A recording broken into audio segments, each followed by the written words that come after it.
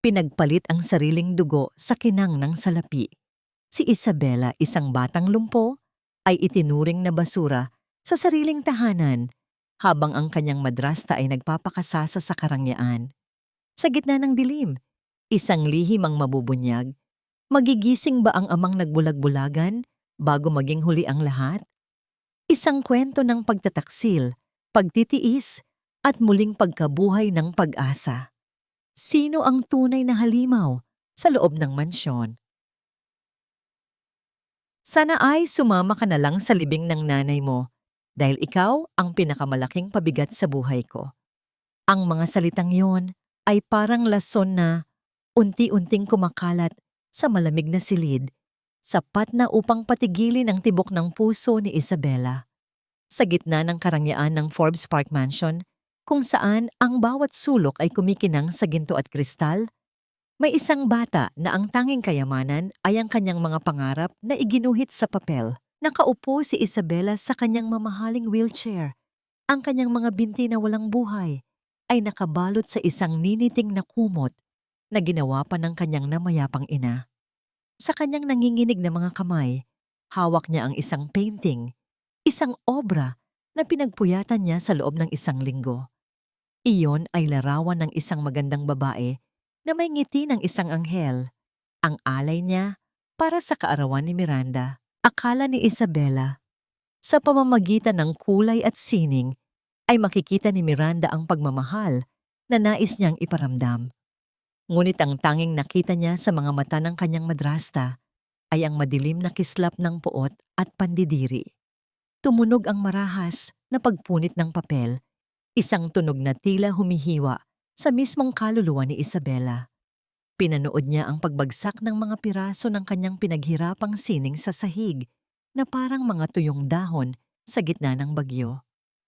Hindi siya makahinga. Ang kanyang lalamunan ay nanunuyo at ang bawat hininga ay tila may kasamang bubog na sumusugat sa kanyang dibdib.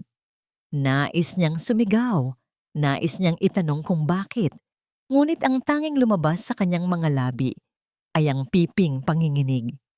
Ang marahas na hakbang ni Miranda ay lumapit sa kanya. Ang amoy ng mamahaling pabango nito ay tila naging amoy ng kamatayan.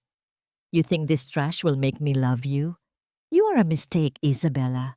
Isang batang lumpo na walang silbi, kundi ang ubusin ng pera at oras ng tatay mo. Look at me when I'm talking to you. Hinawakan ni Miranda ang baba ni Isabela. Ang kanyang mga kuko ay bumaon sa malambot na balat ng bata. Ang sakit sa pisngi ay wala pa sa kalahati ng sakit na nararamdaman ni Isabela sa kanyang loob. Ang kanyang paningin ay nagsimulang lumabo dahil sa mga luhang pilit niyang pinipigilan. Ang bawat patak ng luha ay isang pagkatalo, isang tanda ng kanyang kahinaan sa harap ng reyna ng kadiliman. Biglang bumukas ang pinto. Ang matikas na figura ni Alejandro ay pumasok. Ang kanyang mukha ay kasing tigas ng marmol. Dala ang aura ng isang lalaking kayang kontrolin ang mundo ng teknolohiya, ngunit hindi alam ang nangyayari sa sarili niyang tahanan. Sa isang iglap, ang mukha ni Miranda ay nagbago. Ang puot ay napalitan ng huwad na pag-aalala. Ang boses na parang kidlat ay naging kasing tamis ng pulot. "Oh, Alejandro, darling, you're home early," wika ni Miranda habang hinahaplos ang buhok ni Isabela na para bang isang mapagmahal na ina. "Naglalaro lang kami ni Isabela, but I think she's a bit tired. Sayang, napunit niya ang drawing niya dahil sa sobrang frustration sa sarili niya. It breaks my heart to see her like this." Tumingin si Alejandro sa kanyang anak, ngunit ang kanyang mga mata ay hindi bumaba sa antas ng puso. Ang nakita lamang niya ay ang kalat sa sahig at ang kanyang anak na nakayuko, hindi makapagsalita. Ang distansya sa pagitan ng mag-ama ay tila isang malalim na bangin na walang sino man ang nakakaalam kung paano tatawirin. "Isabela, you have the best doctors and the best therapists. Stop being difficult," malamig na sabi ni Alejandro. Lumapit siya at inilapag ang isang kahon sa kandungan ng bata. "I brought you the latest AI companion. It can talk to you, so you don't have to feel lonely. May meeting pa ako sa Singapore bukas, so be good to Miranda." Iniwan ni Alejandro ang silid nang hindi man lang hinahalikan ang noo ng anak. Ang tunog ng kanyang sapatos sa pasilyo ay unti-unting naglaho, kasabay ng huling pag-asa sa puso ni Isabela. Ang regalong ibinigay ng kanyang ama ay malamig na bakal at kable, isang makina para palitan ng isang yakap na kailanman ay hindi niya natanggap. Naiwan silang dalawa ni Miranda sa katahimikan na punong-puno ng panganib. Lumapit muli ang madrasta, ang kanyang labi ay nakakurba sa isang mapang-uyam na ngiti. Yumuko siya at bumulong sa tenga ni Isabela. Ang kanyang hininga ay kasing lamig ng yelo. "See, kahit ang sarili mong ama, hindi ka kayang tignan. You are invisible, Isabela." Isang anino sa bahay na ito at sisiguraduhin ko na mananatili kang ganyan hanggang sa malagutan ka ng hininga. Nang makaalis si Miranda at sumara ang pinto, tanging ang tunog ng aircon ang pumupuno sa silid. Nakatingin si Isabela sa puting dingding. Ang kanyang mga kamay ay mahigpit na nakakapit sa gulong ng kanyang wheelchair hanggang sa mamuti ang kanyang mga buko-buko. Isang tanong ang paulit-ulit na umaalingaw-ngaw sa kanyang isipan. Isang tanong na walang sagot at tila sumasakal sa kanyang pagkatao. Bakit ba ako narito kung ang tanging dala ko ay pasakit sa mga taong dapat ay nagmamahal sa akin? Sa dilim ng kanyang silid, ang munting liwanag mula sa AI robot ay nagsimulang kumislap na parang isang mata na nagmamasid sa kanyang pagdurusa. Hindi alam ni Isabela, iyon ang simula ng isang lihim na magbabago sa lahat. Ngunit sa gabing ito, ang tanging alam niya ay ang lamig ng kanyang wheelchair at ang katotohanang siya ay nag-iisa sa gitna ng karangyaan. Kailangan na nating tanggapin ang katotohanan ng Alejandro. Si Isabela ay hindi na lamang basta lumpo, siya ay unti-unti nang nawawala sa kanyang sariling kaisipan.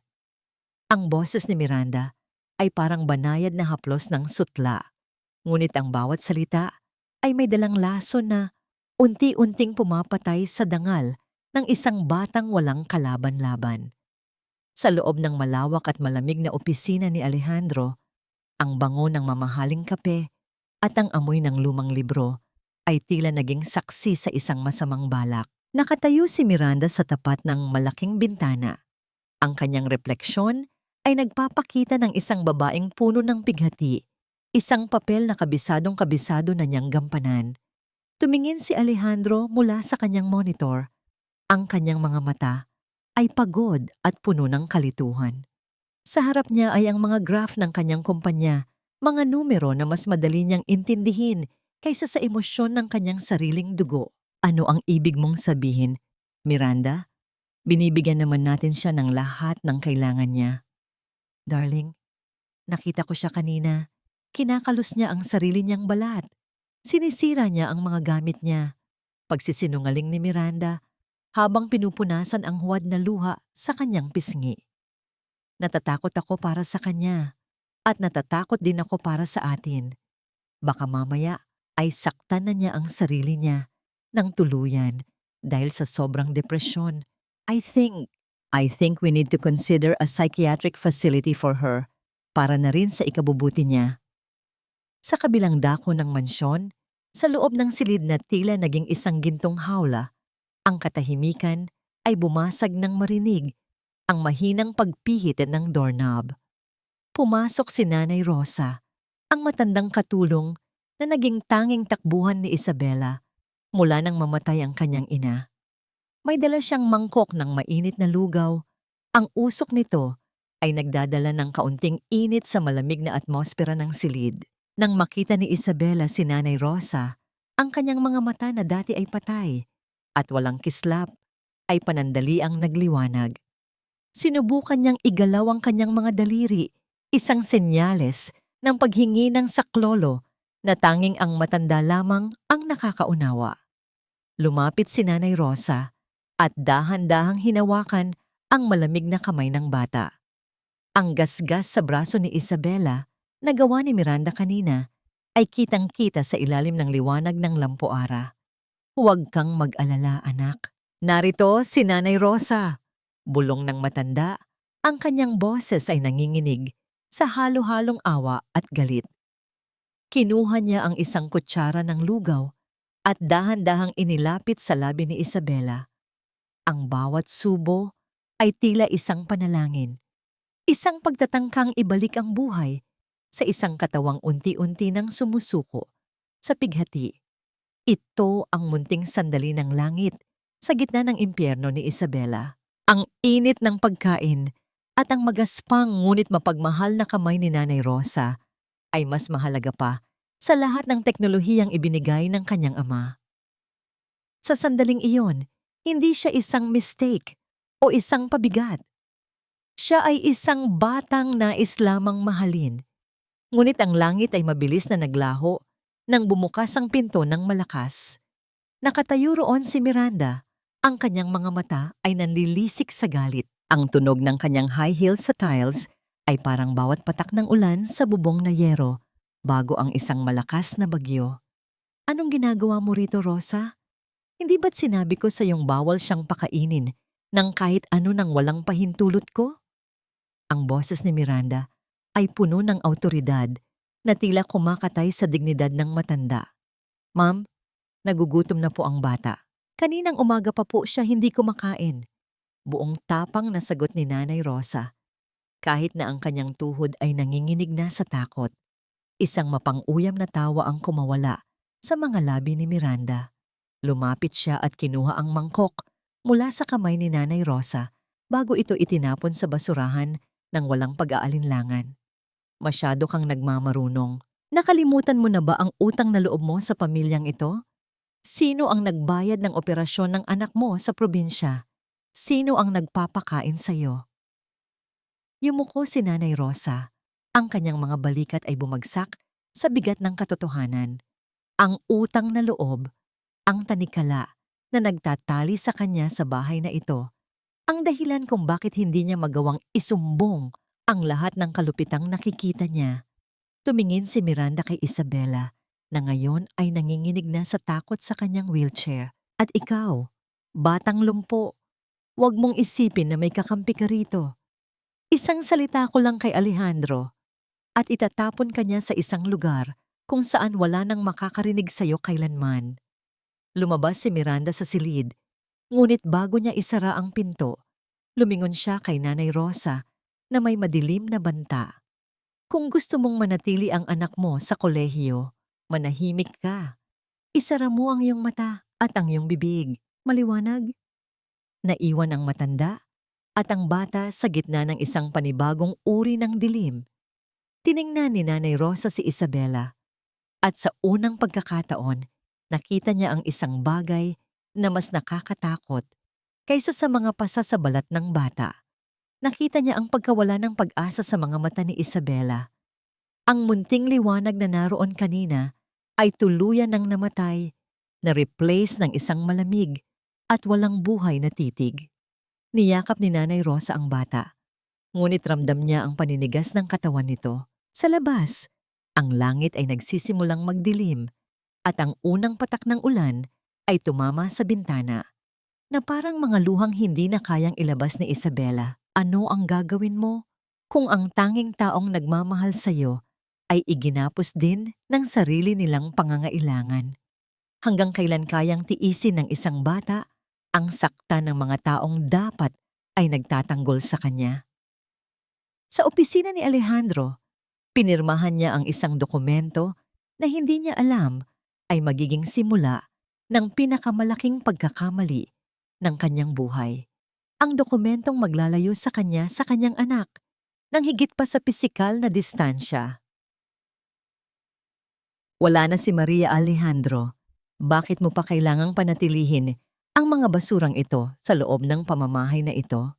Ang boses ni Miranda ay matalas at walang pakundangan, na tila isang itak na pilit pumuputol sa huling hibla ng nakaraan. Sa likod ng mansyon, malapit sa hardin, kung saan dati ay masayang nagtatanim ang yumaong asawa ni Alejandro. Isang malaking apoy ang nagsisimulang lumamon sa mga tela at papel. Nakatayo roon si Miranda.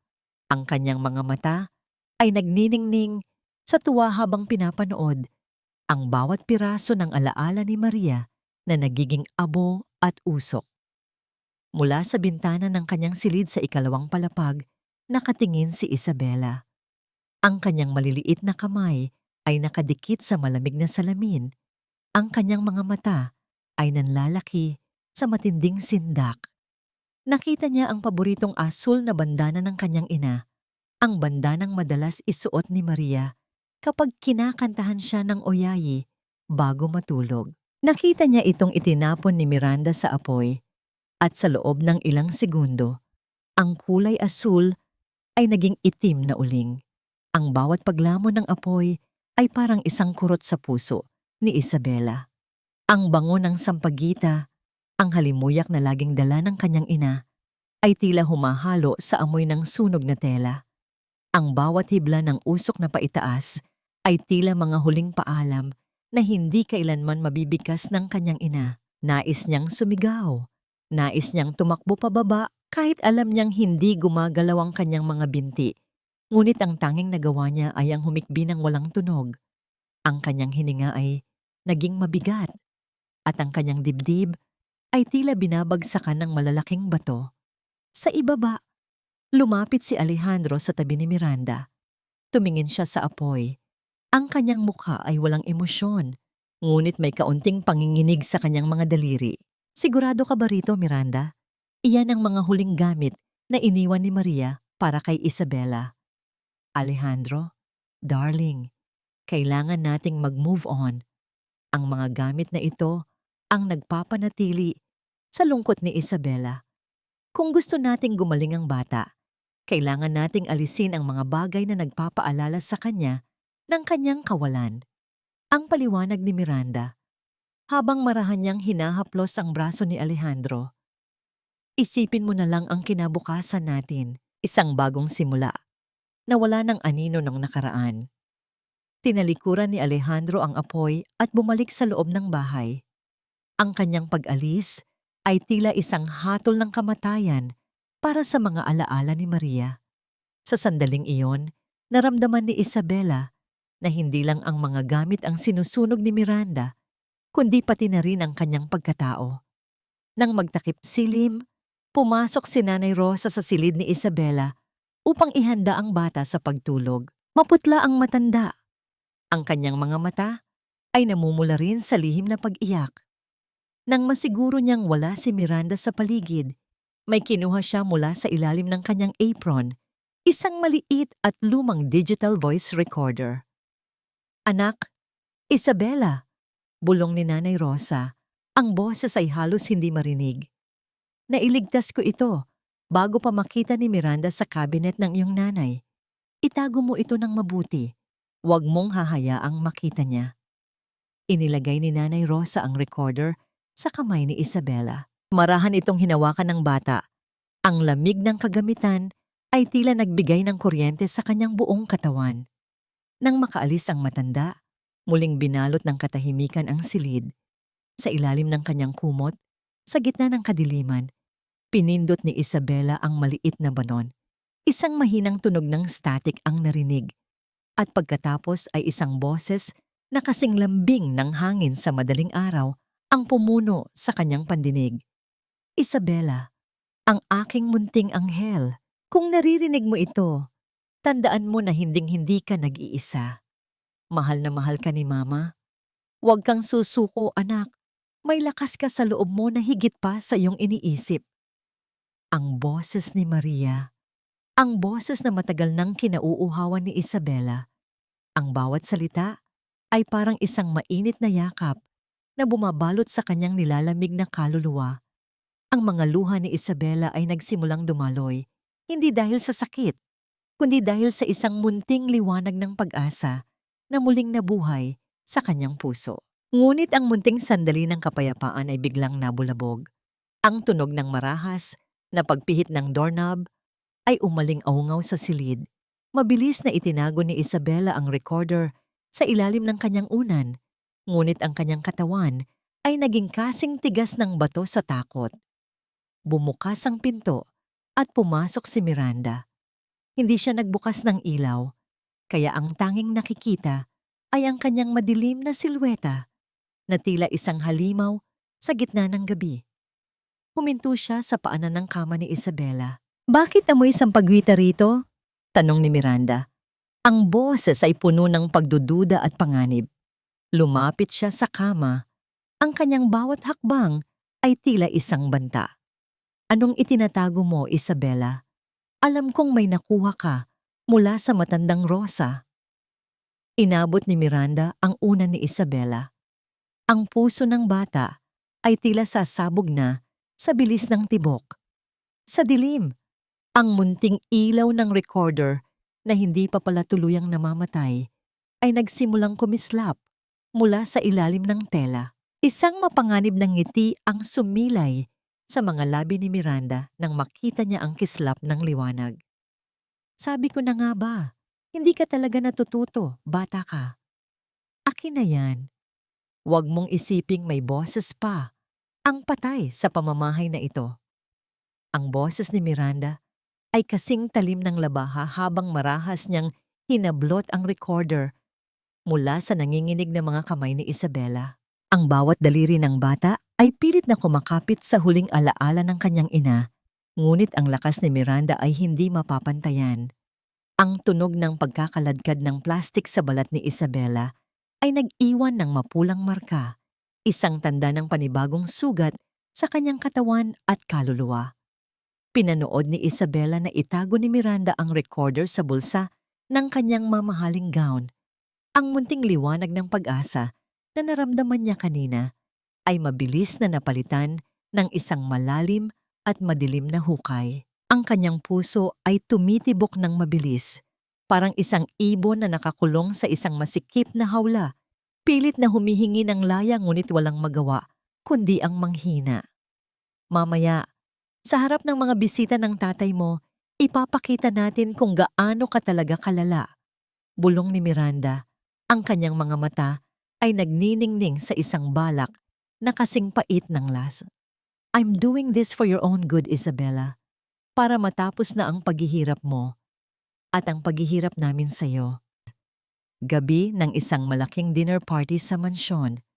Ang mga kristal na chandelier ay nagniningning na tila mga bituin na bumagsak mula sa langit upang saksihan ang isang dula-dulaan. Ang amoy ng mamahaling alak at mga hiling na pagkain ay pumupuno sa hangin, habang ang tunog ng tawanan ng mga alta sosyedad ay umalingaw-ngaw sa malawak na dining hall. Nakasuot si Isabela ng isang magandang puting bestido, ngunit ang kanyang mukha ay kasing puti rin ng tela. Walang buhay, walang kulay, isang estatwa sa gitna ng mga nagkakatuwaang tao. Nakatayo si Alejandro sa gitna ng hall. Hawak ang kanyang baso ng champagne. Ang kanyang mukha ay puno ng garbo habang ipinapakita ang kanyang tagumpay sa mundo ng teknolohiya. Hindi niya napapansin ang kanyang anak na nakaupo sa sulok. Ang mga mata nito ay nakatitig sa kawalan. "Ladies and gentlemen," pagsisimula ni Miranda, ang kanyang boses ay malakas at puno ng pekeng emosyon na nakakuha ng atensyon ng lahat. "Gusto ko sanang ipakita sa inyo ang munting progreso ng aming mahal na Isabela. Ngunit, gaya ng nakikita ninyo, ang bata ay mukhang pagod na naman at parang wala sa sarili." Lumapit si Miranda kay Isabela at dahan-dahang hinawakan ang balikat ng bata.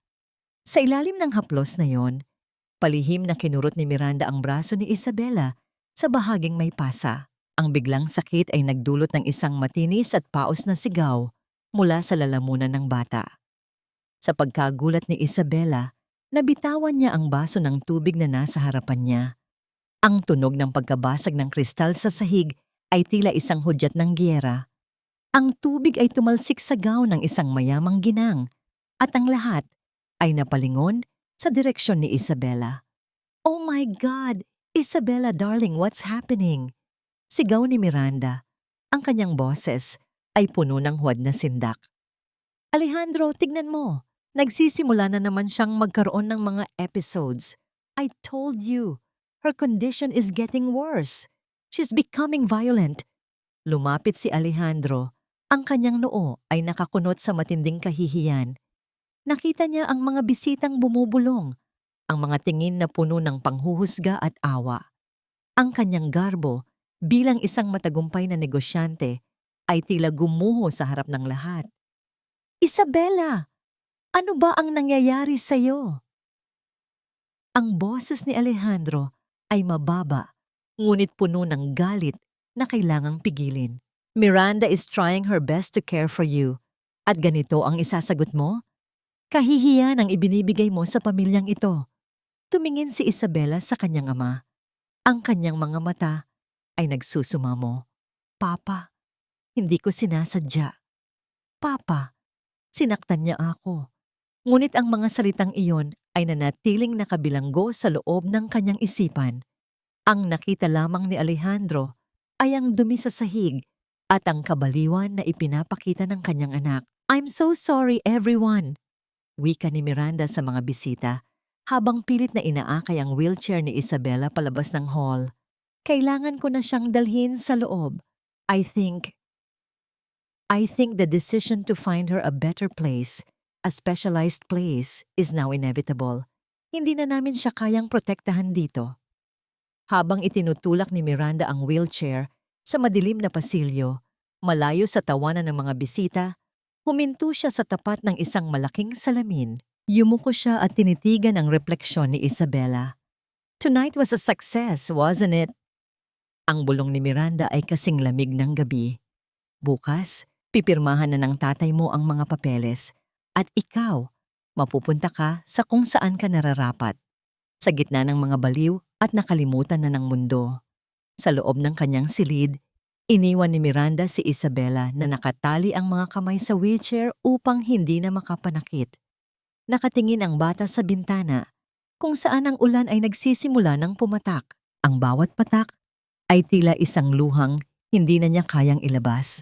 Ang katahimikan ay tila isang mabigat na kumot na sumasakal sa kanyang huling pag-asa. Paano mo ipaglalaban ang iyong sarili kung ang iyong boses ay ninakaw na at ang tanging taong dapat ay naniniwala sa iyo ay siya ring unang tumalikod dahil sa kahihiyan? Sa ilalim ng kanyang kama, isang munting piraso ng basag na recorder ang naiwan, isang maliit na kable na tila naghihintay ng pagkakataong muling magsalita. Ngunit sa gabing ito, tanging ang dilim ang naghahari. Isang pirma na lang, Alejandro, at matatapos na ang lahat ng paghihirap natin. Magkakaroon na ng katahimikan ang bahay na ito, at higit sa lahat, si Isabella ay mapupunta sa mga kamay na talagang makakaunawa sa kanya. Ang boses ni Miranda ay kasing lamig ng bakal ng ballpen na inilapag niya sa harap ni Alejandro. Sa loob ng malawak na study room, ang tanging maririnig ay ang mahinang pag-ikot ng aircon at ang mabigat na paghinga ni Alejandro. Nakatitig siya sa dokumento, ang voluntary commitment form para sa isang pribadong institusyong psychiatric. Ang bawat letra sa papel ay tila mga anay na kumakain sa kanyang konsensya. Sa kabilang dako ng silid, nakaupo si Isabella sa kanyang wheelchair. Ang kanyang mga mata ay nakapako sa kanyang ama. Nakikita niya ang panginginig ng mga daliri ni Alejandro. Sa loob ng kanyang isipan, nais niyang sumigaw.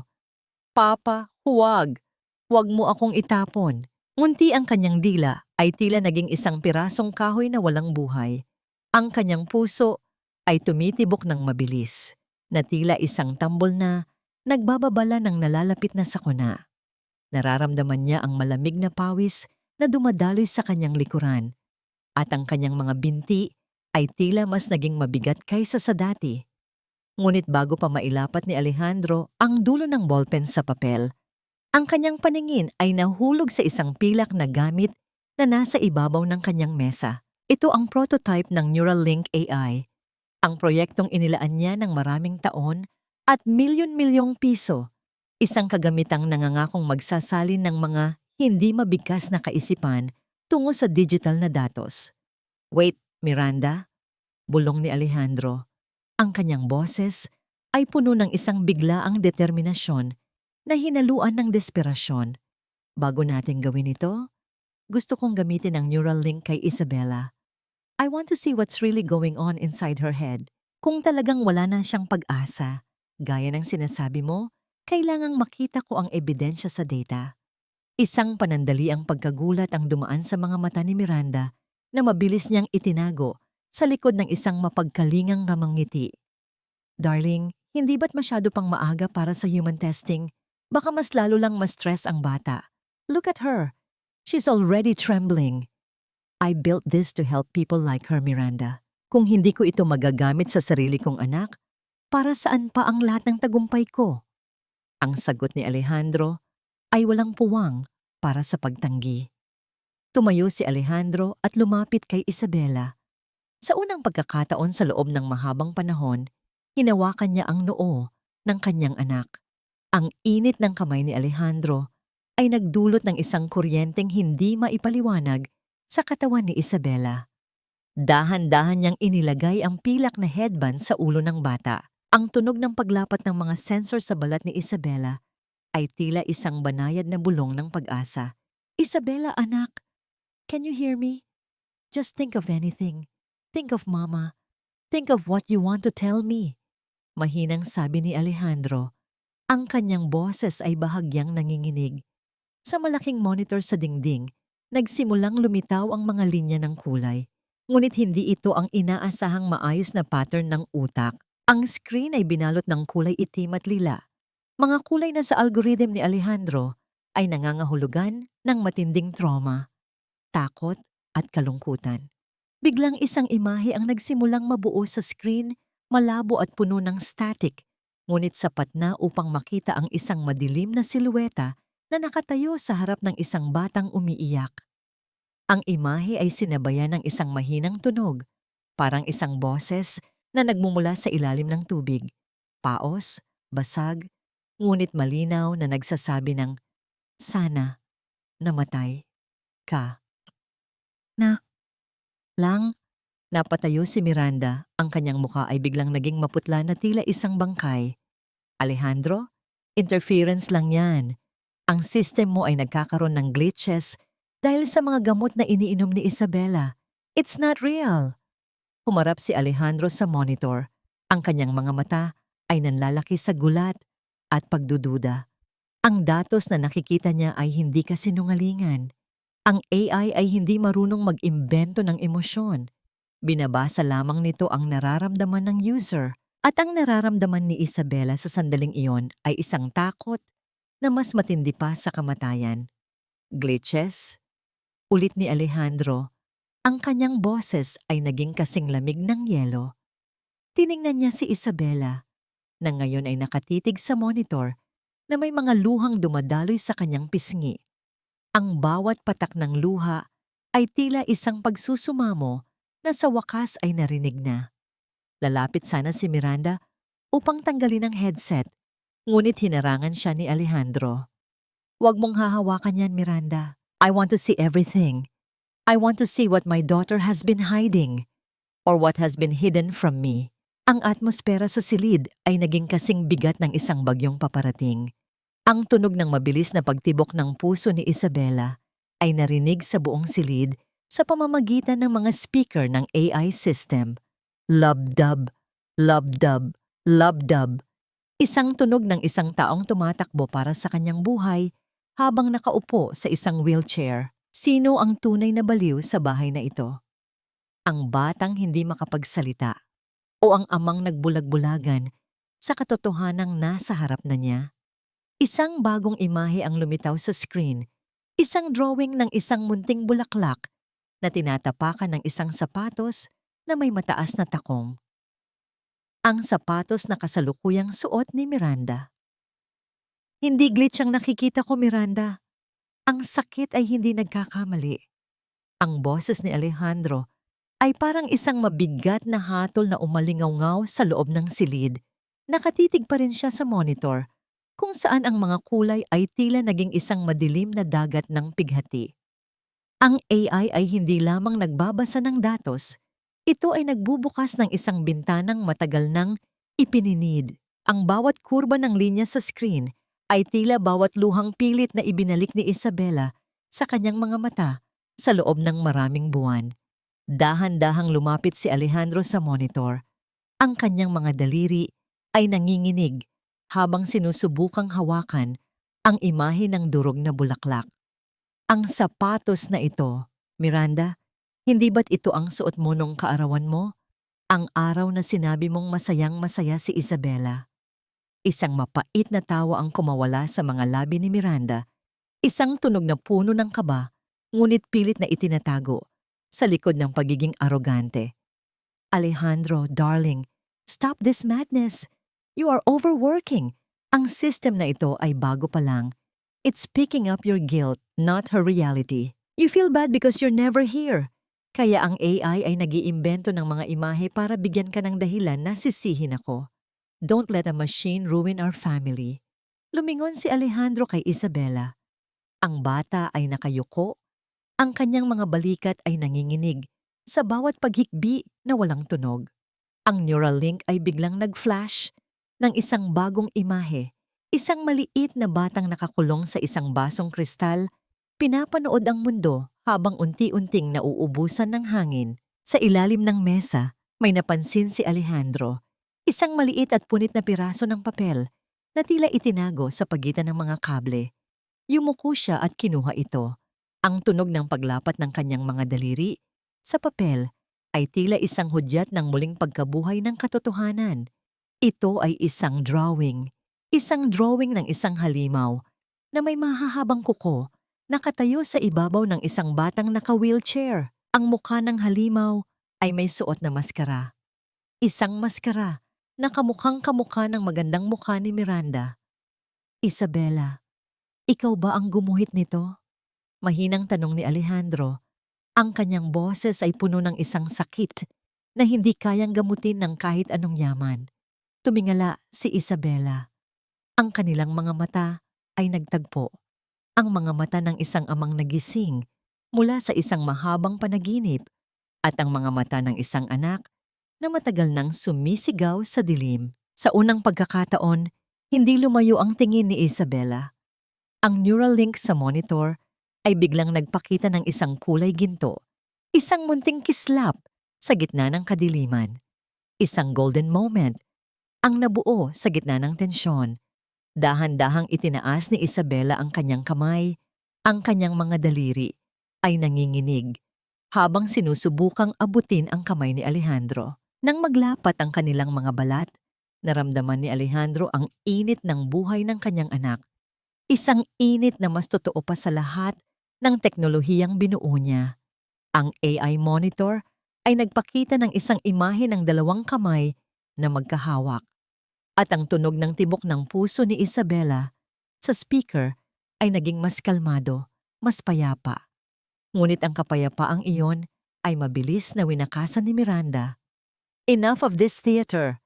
Sigaw ni Miranda habang marahas na hinahablot ang headset mula sa ulo ni Isabela. Ang tunog ng pagkakalaglag ng headset sa sahig ay parang isang baril na nagpaputok sa katahimikan.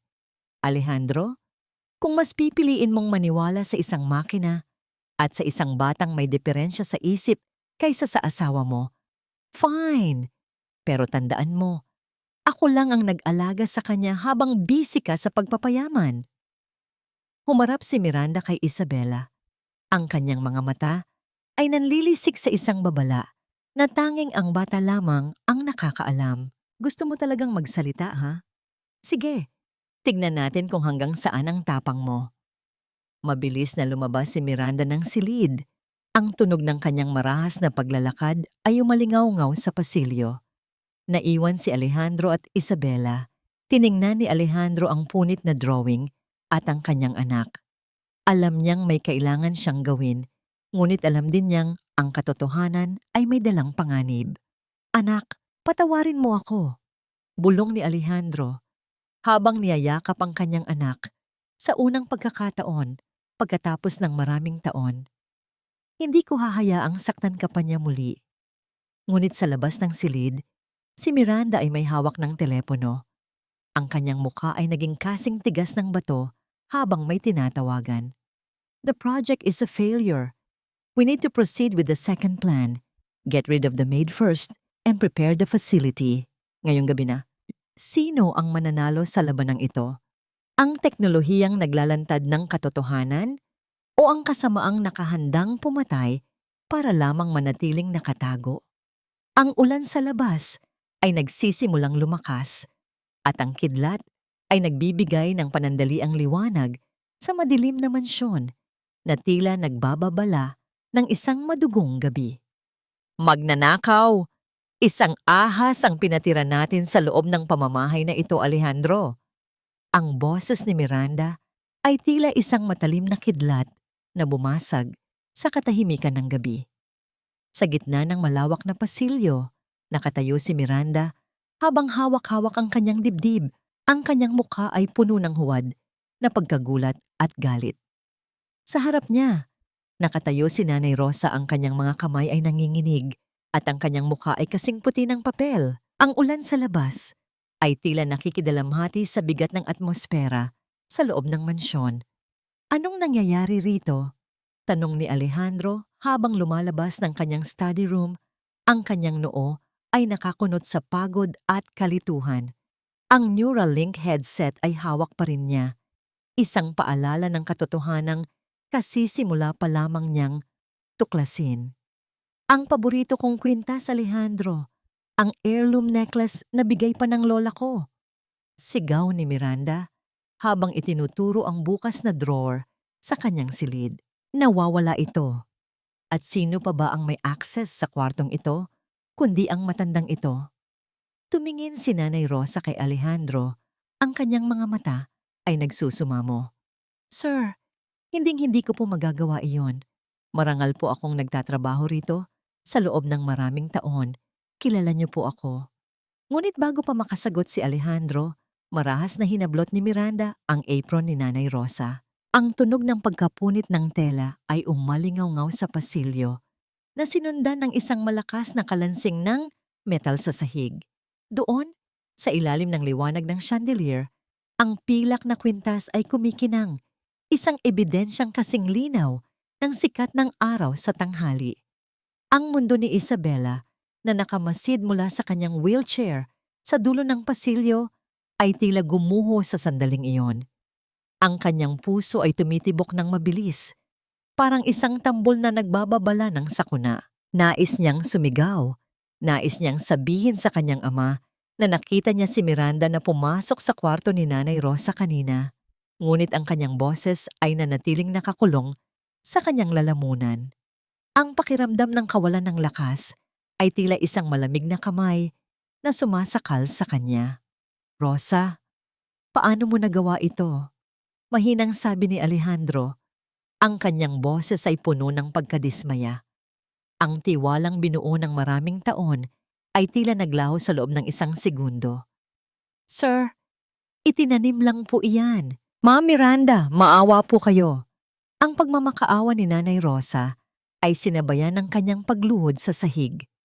Ang tunog ng kanyang mga tuhod na tumama sa matigas na tiles ay tila isang hudyat ng kanyang pagkatalo. Lumapit si Miranda at tumitig ng malalim sa mga mata ng matanda. Ang kanyang boses ay naging kasing lamig ng yelo. Nakalimutan mo na ba ang utang na loob mo sa amin, Rosa? Sino ang nagbayad ng tuition ng anak mo? Sino ang tumulong sa'yo noong naghihikahos ka? Ganito ba ang isusukliin mo sa kabutihan namin? Tumingin si Miranda kay Alejandro na may mapait na ngiti. Darling, hindi natin pwedeng hayaan ang isang magnanakaw sa tabi ni Isabela. Baka saktan pa niya ang bata o turuan ng masama. Kailangan na siyang umalis. Ngayon din. Nang makaalis si Nanay Rosa, dala ang kanyang munting bag, huminto siya sa harap ni Isabela. Ang matanda ay yumuko at dahan-dahang hinaplos ang pisngi ng bata sa huling pagkakataon.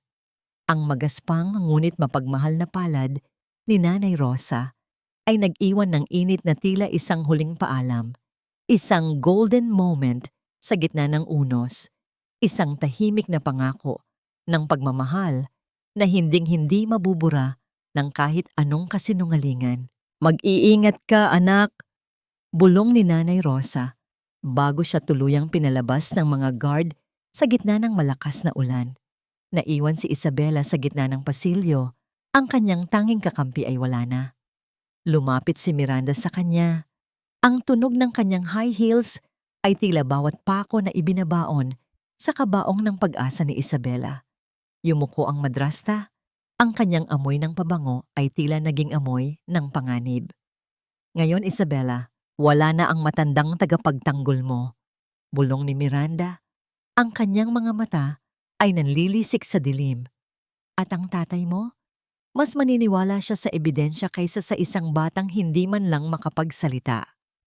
Tumalikod si Miranda at iniwan ang bata sa gitna ng madilim na pasilyo.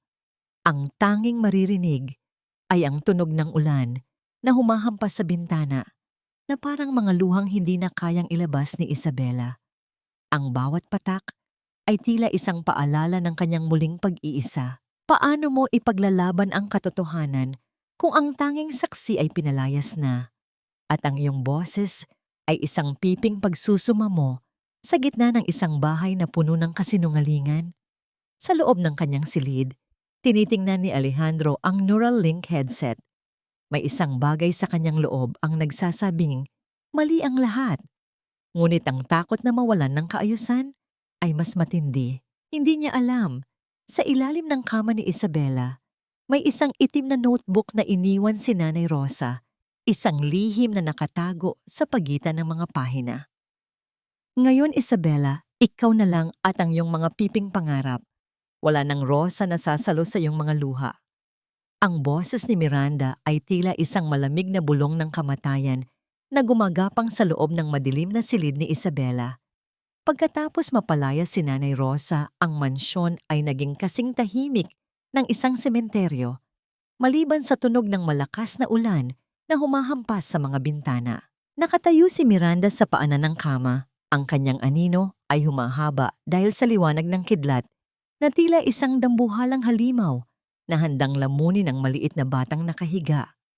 Nararamdaman ni Isabela ang matinding panginginig ng kanyang buong katawan. Ang kanyang puso ay tumitibok ng mabilis, isang marahas na pagpukpok sa loob ng kanyang dibdib na tila gustong kumawala. Ang bawat hininga niya ay mabigat, parang may nakadagan na semento sa kanyang baga. Ang takot ay hindi lamang isang emosyon. Ito ay isang pisikal na sakit na bumabalot sa kanyang mga kalamnan, na nagpaparamdam sa kanya na mas lalo siyang walang kapangyarihan. Sa ilalim ng kanyang kama, ramdam ni Isabela ang presensya ng itim na notebook na iniwan ni Nanay Rosa. Ang lihim na yon, ang tanging bagay na nagbibigay sa kanya ng lakas na huwag sumuko. Ngunit sa bawat hakbang ni Miranda palapit sa kanya, ang pag-asang yon ay tila unti-unting nilalamon ng dilim. Inumin mo ito? Utos ni Miranda habang inilalapit ang isang baso ng malapot na puting likido at isang maliit na tableta. Para ito sa iyong katahimikan, anak, para hindi ka na maging istorbo sa iyong papa. Alam ni Isabela na hindi ito gamot. Alam niyang ito ang dahilan kung bakit laging malabo ang kanyang paningin at laging mabigat ang kanyang ulo sa tuwing narito ang kanyang ama. Sinubukan niyang itikom ang kanyang bibig. Ang kanyang mga panga ay naninigas sa matinding pagtutol. Ngunit ang marahas na kamay ni Miranda ay pumuwersa sa kanyang pisngi. Ang mga kuko nito ay bumaon sa kanyang balat, na nag-iwan ng hapdi na tila bawat hiwa sa kanyang puso. Sa gitna ng pakikipaglaban, isang golden moment ang naganap. Sa kabila ng panghihina ng kanyang mga binti, ang dulo ng daliri ni Isabela ay sumagi sa itim na notebook sa ilalim ng kama. Ang haplos ng lumang balat ng kwaderno ay tila naging isang mainit na hawak mula kay Nanay Rosa. Sa sandaling iyon, ang takot ni Isabela ay napalitan ng isang tahimik na apoy ng determinasyon.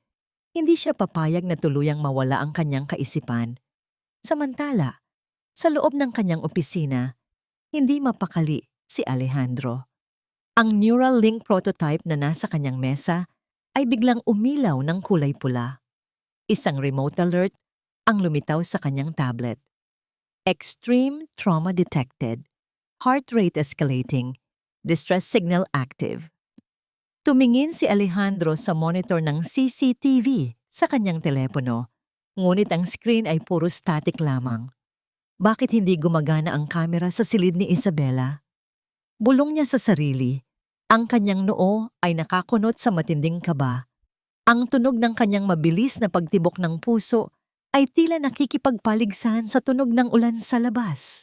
Isang bagay sa kanyang loob, ang sumisigaw na tumakbo, na iligtas ang kanyang anak. Ngunit ang kanyang isipan ay pilit pa ring kumakapit sa luhika ng isang negosyante. Bumalik si Alejandro sa datos ng AI. Nakita niya ang isang waveform na hindi niya napansin kanina. Isang pattern ng tunog na nakuha ng sensor bago ito tinanggal ni Miranda. In-amplify niya ang audio. Sa pamamagitan ng kanyang mamahaling speaker, ang boses ni Miranda ay narinig ng malinaw. Malayo sa tamis na ipinapakita nito sa harap niya.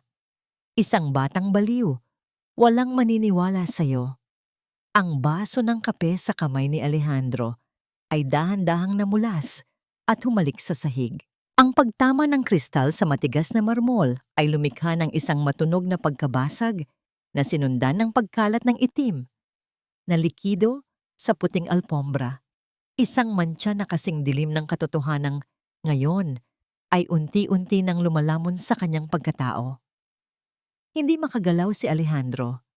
Ang kanyang hininga ay naging mababaw at mabilis, habang ang bawat salitang narinig niya mula sa speaker ay tila isang matalim na kutsilyo na humihiwa sa kanyang puso. Ang boses ni Miranda, ang babaeng pinagkatiwalaan niya, ang babaeng akala niya ay nagbibigay ng liwanag sa madilim na buhay ni Isabela, ay puno ng kamandag.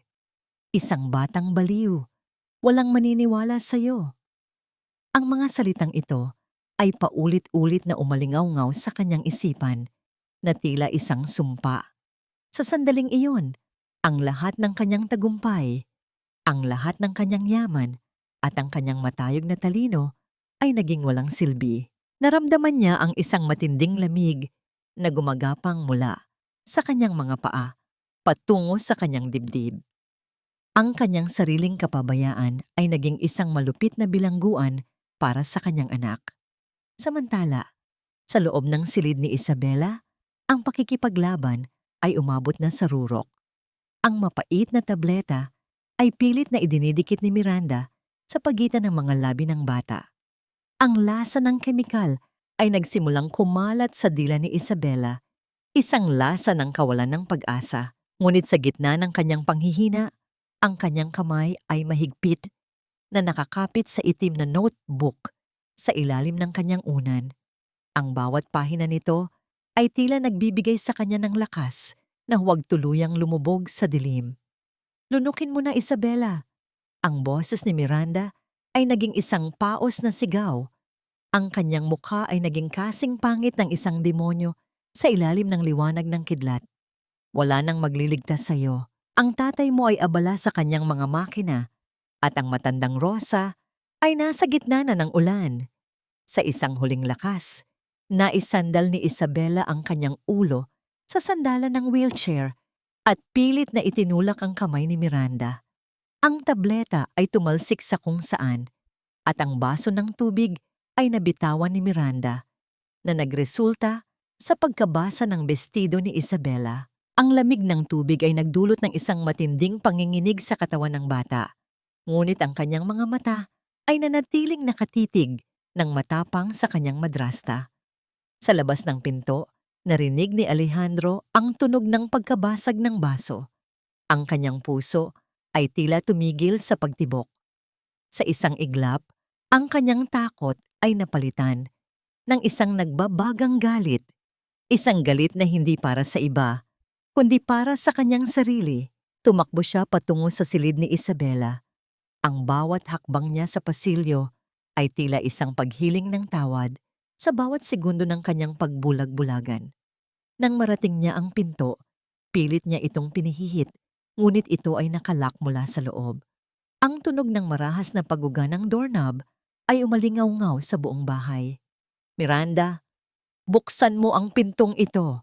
Sigaw ni Alejandro. Ang kanyang boses ay puno ng awtoridad na hinaluan ng matinding takot. Sa loob ng silid, natigilan si Miranda. Ang kanyang mukha ay biglang napalitan ng sindak. Mabilis niyang pinunasan ang kanyang mukha at sinubukang ayusin ang kanyang sarili habang ang Neuralink AI system sa tabi ng kama ni Isabela ay nagsimulang tumunog ng malakas. Isang hudyat na ang distress signal ay umabot na sa pinakamataas na antas. Ang monitor ay nag-flash ng kulay pulang liwanag at isang imahe ang nabuo. Isang imahe ng isang malaking kamay na sumasakal sa isang munting ibon. Ito ang huling mensahe mula sa isipan ni Isabela bago siya tuluyang mawalan ng malay dahil sa matinding pagod at trauma. "Alejandro, darling, tulong! May seizure si Isabela." Ang sigaw ni Miranda ay muling naging mapagkunwari. Isang huling pagtatangka na baligtarin ang sitwasyon. Nang mawasak ni Alejandro ang pinto at pumasok sa silid, ang nakita niya ay si Miranda na tila tinutulungan ng kanyang anak, habang si Isabela ay nakayuko at walang malay sa kanyang wheelchair. Ngunit sa pagkakataong ito, hindi na tumingin si Alejandro sa mukha ni Miranda. Ang kanyang paningin ay nahulog sa sahig, sa basag na baso, sa tableta at sa itim na notebook na bahagyang nakalabas mula sa ilalim ng unan ni Isabela. Dahan-dahang lumapit si Alejandro at binuhat ang kanyang anak. Ang gaan ng katawan ni Isabela ay tila isang sampal sa kanyang mukha, isang paalala na ang kanyang anak ay unti-unti nang naglalaho sa ilalim ng kanyang sariling bubong. Hinarap niya si Miranda. Ang kanyang mga mata ay naging kasing tigas ng pinatigas na bakal. Ang katahimikan ni Alejandro ay mas nakakatakot kaysa sa kahit anong sigaw. "Hindi na siya magkakaroon ng seizure sa bahay na ito, Miranda," bulong ni Alejandro. Ang boses ay mababa, ngunit puno ng panganib. "Dahil ang tunay na sakit sa bahay na ito ay ikaw." Hubarin mo na ang iyong maskara, Miranda, dahil ang bawat hibla ng iyong kasinungalingan ay sunog na sa harap ng katotohanan. Ang boses ni Alejandro ay hindi na ang boses ng isang negosyante. Ito ay boses ng isang amang nagising mula sa isang mahabang bangungot. Habang karga niya ang walang malay na katawan ni Isabela, naramdaman niya ang init ng munting hininga ng anak sa kanyang leeg, isang hiningang kay tagal niyang binaliwala. Ang bigat ni Isabela ay tila isang pasanin ng buong mundo, isang paalala na ang bawat pagkakataong hindi niya ito niyakap ay naging pagkakataon para sa kalupitan. Nakatayo si Miranda sa gitna ng silid. Ang kanyang mga mata ay lumalakbay mula sa mukha ni Alejandro patungo sa Neuralink monitor na kumikislap pa rin ng kulay pula. Ang kanyang paghinga ay naging mabilis at ang kanyang mga daliri ay pilit na inaayos ang kanyang nagulong buhok. Sa isang sandali, sinubukan niyang ibalik ang kanyang mapagkalingang tinig, ngunit ang bawat salita ay tila nabubulok na bago pa man lumabas sa kanyang bibig. "Alejandro, you are not thinking straight. Ang data na yan ay manipulado. I committed my life to this family, to you, and to that girl who hates me." Ang sigaw ni Miranda ay hinaluan ng isang pilit na hikbi. "Isasakripisyo mo ba ang lahat ng binuo natin para sa isang ilusyon ng makina?" Hindi kumikibo si Alejandro. Dahan-dahan na niyang inihiga si Isabela sa kama na tila isang mamahaling kristal na ayaw niyang mabasag. Sa kanyang pagyuko, napansin niya ang itim na notebook na bahagyang nakalabas sa ilalim ng unan. Kinuha niya ito at ang tunog ng pagbukas ng mga pahina ay tila bawat hagupit ng katotohanan sa kanyang mukha. Sa loob nito, nakasulat ang bawat petsa, bawat oras, at bawat uri ng parusang ginawa ni Miranda, mga tala na iniwan ni Nanay Rosa bago siya pinalayas. Isang golden moment ang namuo nang makita ni Alejandro ang isang munting drawing sa huling pahina ng notebook. Isang drawing ni Isabela, dalawang stick figure na magkahawak ang kamay sa ilalim ng isang malaking puno na may nakasulat na Papa sa ilalim ng isa. Ang mga luha ni Alejandro ay pumatak sa papel na nagdulot ng pagkalat ng tinta. Isang tanda ng kanyang pagsisisi na huli na, ngunit totoo. I didn't just build a machine, Miranda. I built a mirror. Bulong ni Alejandro habang hinarap ang asawa. Inilabas niya ang kanyang telepono at pinindot ang isang button. Sa lahat ng smart screen sa buong mansyon, maging sa mga screen ng mga security guards sa labas, ang audio recording ng pagmamalupit ni Miranda ay nagsimulang tumunog ng paulit-ulit. Ang tunog ng boses ni Miranda na puno ng puot ay umaling-awngaw sa bawat sulok ng bahay. Ang mga katulong na dati ay nagtatago sa takot ay nagsimulang lumabas sa pasilyo. Ang kanilang mga mata ay nakapako sa kanilang amo. Ang maskara ni Miranda ay tuluyan ng gumuho. At ang nakita ng lahat ay ang mukha ng isang babaeng lamon ng sariling kasamaan. You think you won? Ang boses ni Miranda ay naging kasing pait ng lason. The company, Alejandro. The investors. Kung malalaman nila na ang pamilya mo ay ganito kagulo, ang stock price mo ay babagsak sa lupa. Sisirain kita kasama ko. Tumawa si Alejandro, isang tawang puno ng pait at kalayaan. Let it burn, Miranda. Mas gusto ko pang maging mahirap kasama ang anak ko kaysa mamuhay sa isang palasyong binuo sa itaas ng kanyang mga luha. Lalapit sana ang mga security guards upang hawakan si Miranda, ngunit mabilis siyang tumakbo patungo sa kanyang kwarto. Ang tunog ng kanyang marahas na pagtakbo sa pasilyo ay tila isang babala na hindi pa tapos ang laban. Habang yakap ni Alejandro si Isabela, narinig niya ang boses ni Miranda na sumisigaw mula sa kabilang kwarto. Kung hindi ako ang magiging reyna ng bahay na ito, walang sino man ang makikinabang. Isang hudyat ng alerto ang tumunog sa Neuralink system. System overload. Security breach. Main server deletion initiated.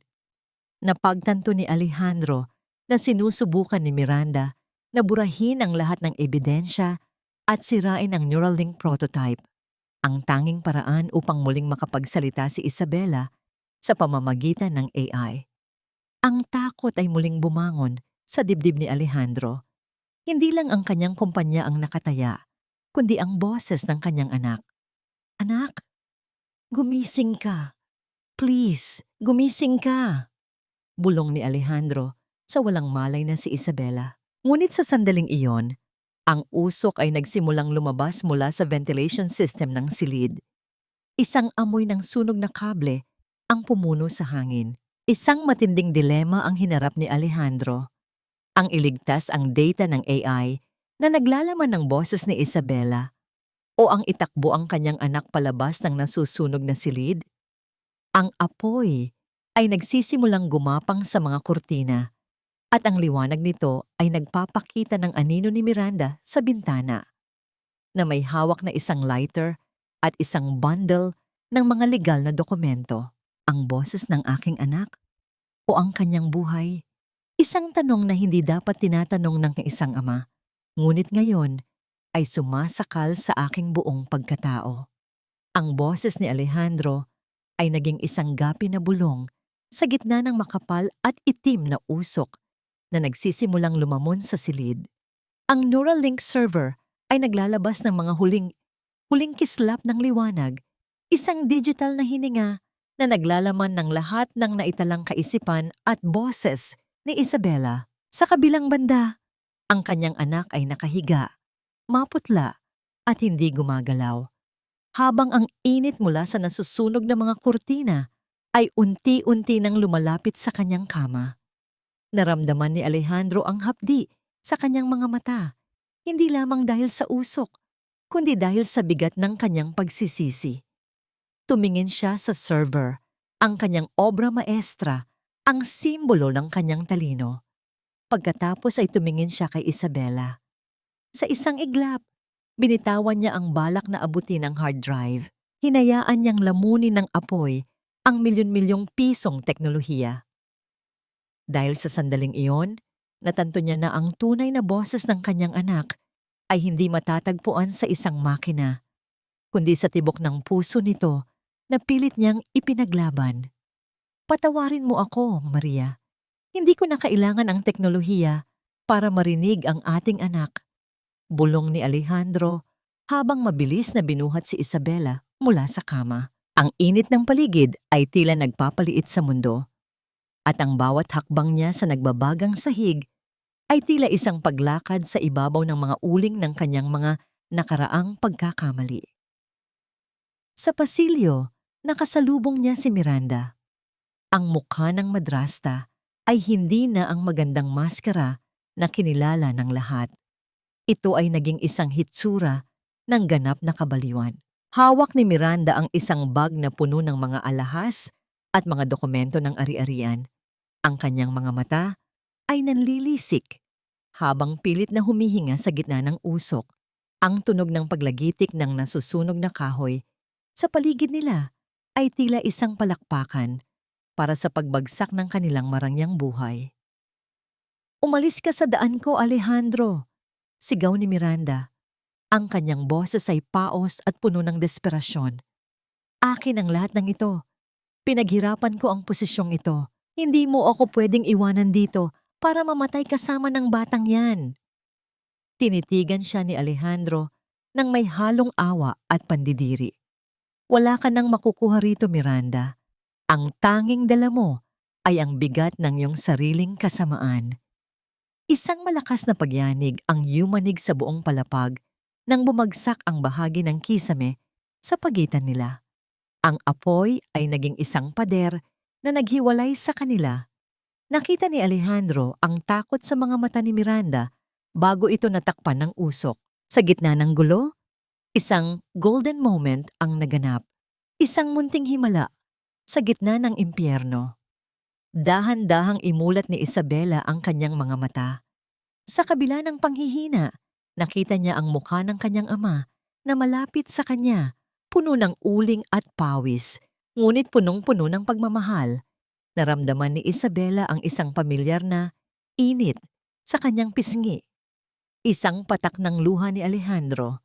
Sa unang pagkakataon, naramdaman ng bata na siya ay ligtas. Hindi dahil sa kuta ng mansyon, kundi dahil sa mga bisig ng kanyang ama na handang masunog para lamang protektahan siya.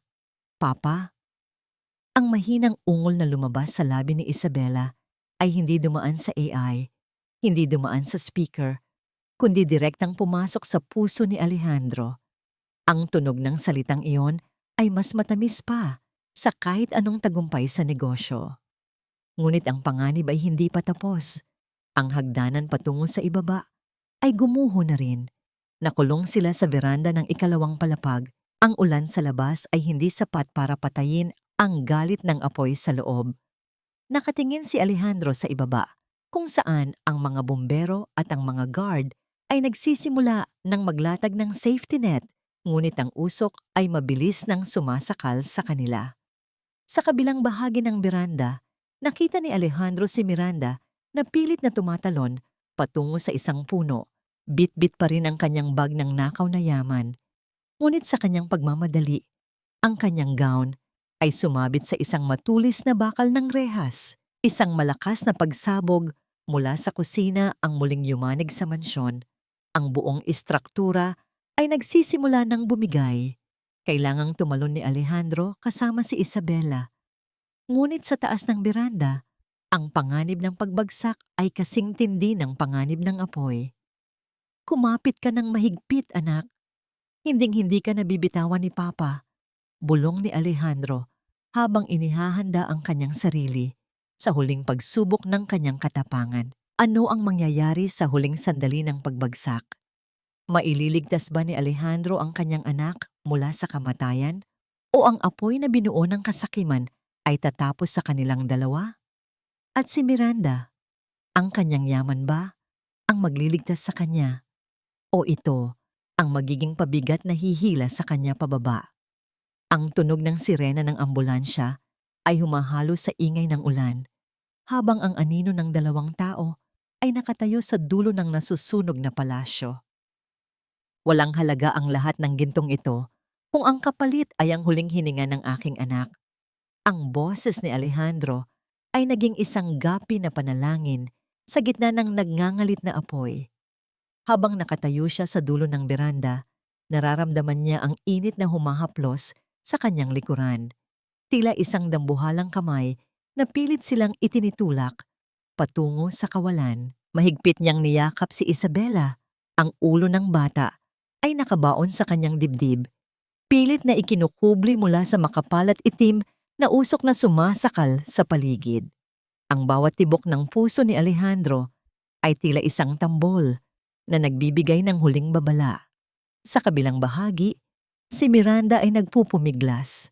Ang kanyang mamahaling gown ay sumabit sa matulis na rehas ng beranda at ang bag na puno ng mga alahas ay tila naging isang mabigat na angkla na hihila sa kanya sa kapahamakan. Ang tunog ng pagkapunit ng tela ay humahalo sa ingay ng naglalagablab na apoy.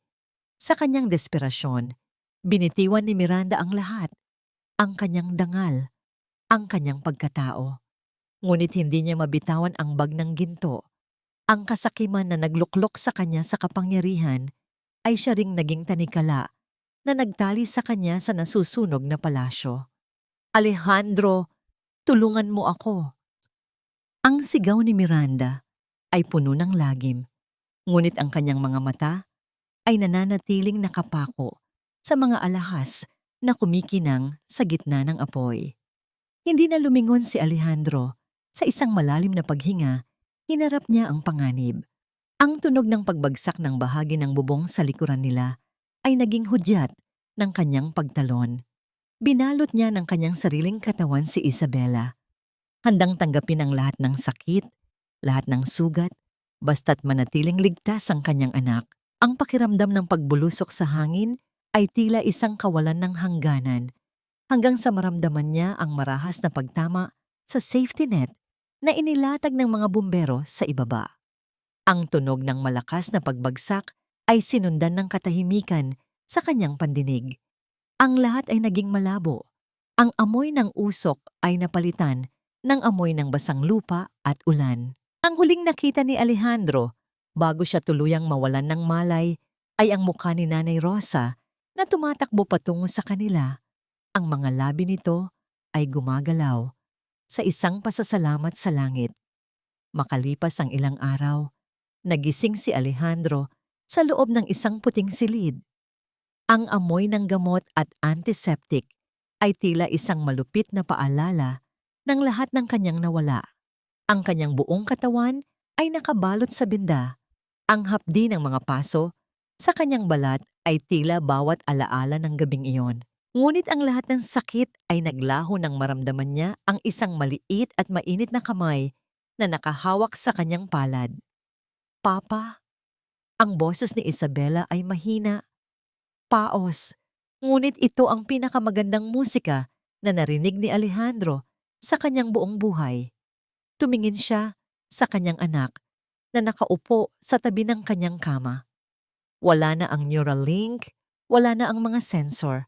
Tanging ang dalisay na tinig ng isang batang muling natutong magtiwala. Isang golden moment ang namuo nang pumasok si Nanay Rosa sa silid, bitbit ang isang maliit na florera ng sampagita. Ang halimuyak ng bulaklak ay pumuno sa silid, na tila presensya ng yumaong asawa ni Alejandro na nagbabasbas sa kanilang bagong simula. Ang munting notebook na itim ay nasa kandungan ni Isabela, ang notebook na naging susi sa kanilang kaligtasan. Ang katarungan ay nakamit na, sir. Bulong ni Nanay Rosa.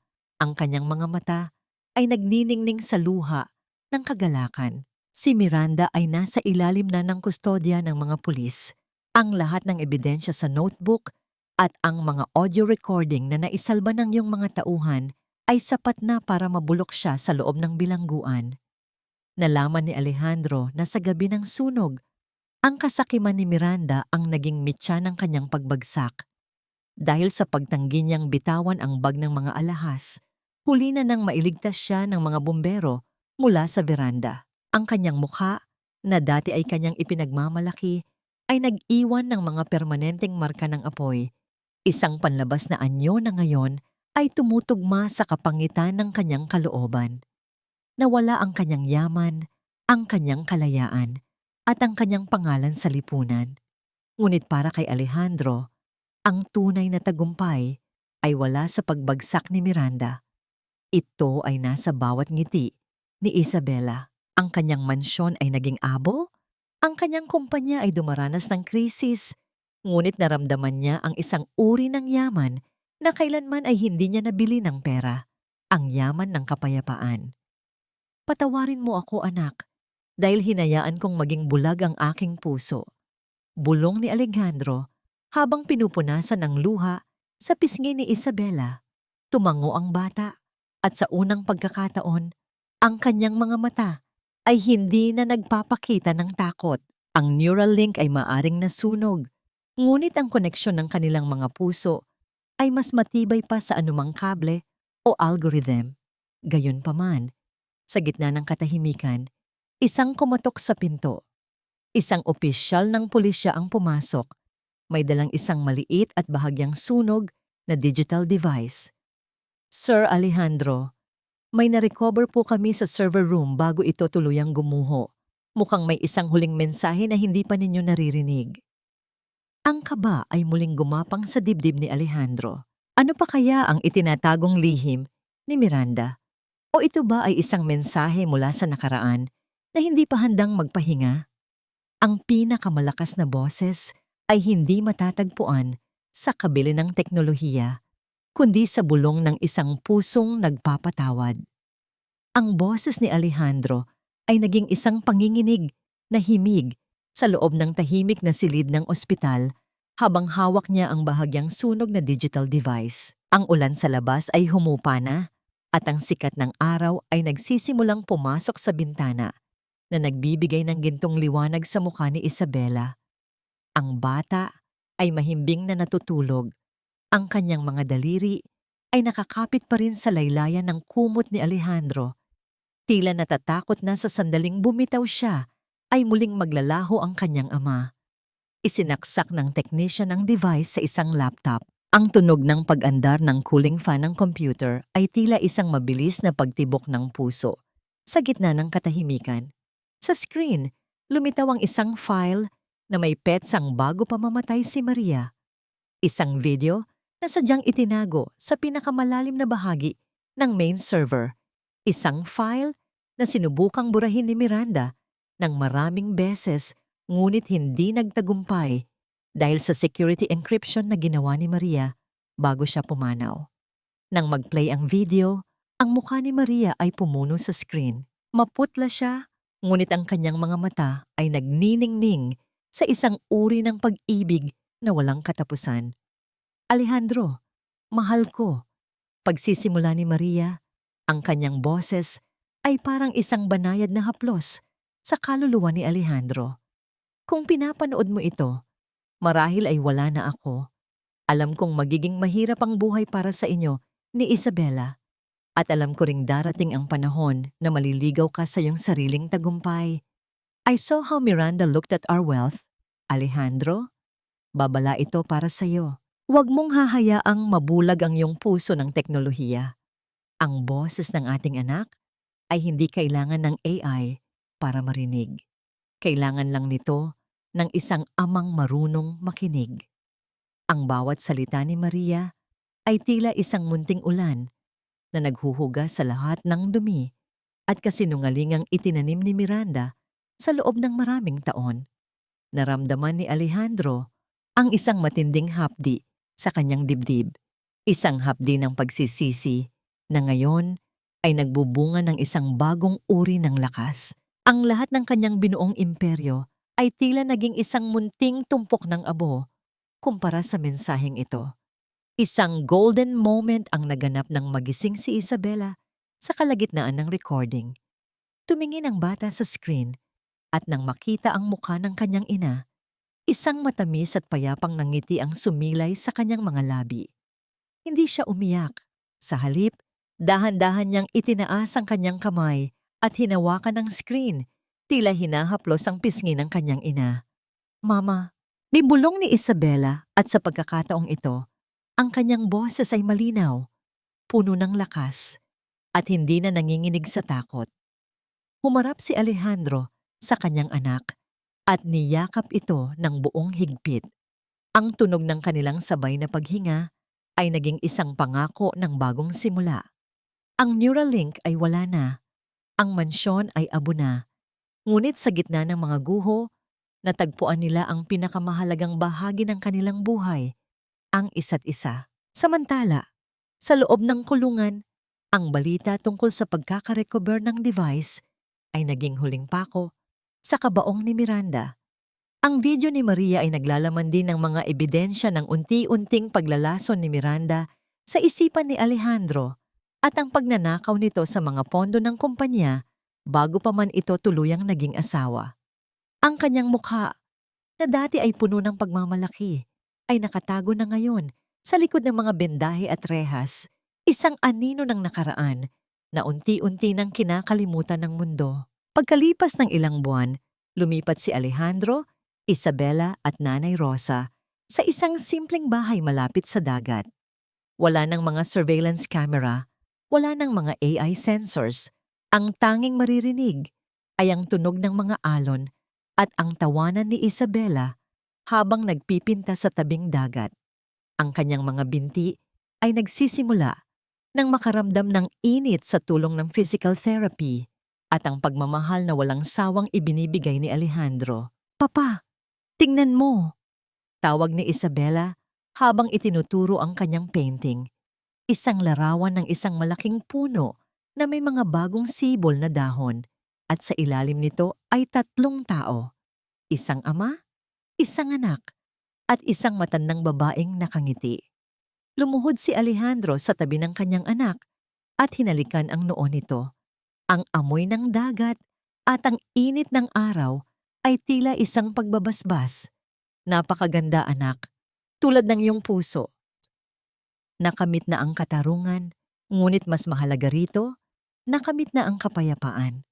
Ang sugat ng nakaraan ay naging mga pilat na lamang na nagpapaalala sa kanilang katatagan. Ang tanong ngayon ay hindi na kung mapapatawad ba ni Alejandro ang kanyang sarili, kundi kung paano niya gagamitin ang bawat natitirang sandali para maging amang karapat-dapat sa pag-ibig ni Isabela. Ang kwento ng kanilang pagdurusa ay nagwakas na, ngunit ang kwento ng kanilang paghihilom ay kasisimula pa lamang. Sa gitna ng payapang hapon, ang tunog ng munting tawanan ni Isabela ay lumipad patungo sa langit, isang awit ng tagumpay laban sa dilim. Ang tunay na yaman ay hindi nasusukat sa kislap ng ginto o sa bilis ng teknolohiya, kundi sa bawat tibok ng pusong natutong magmahal at magpatawad.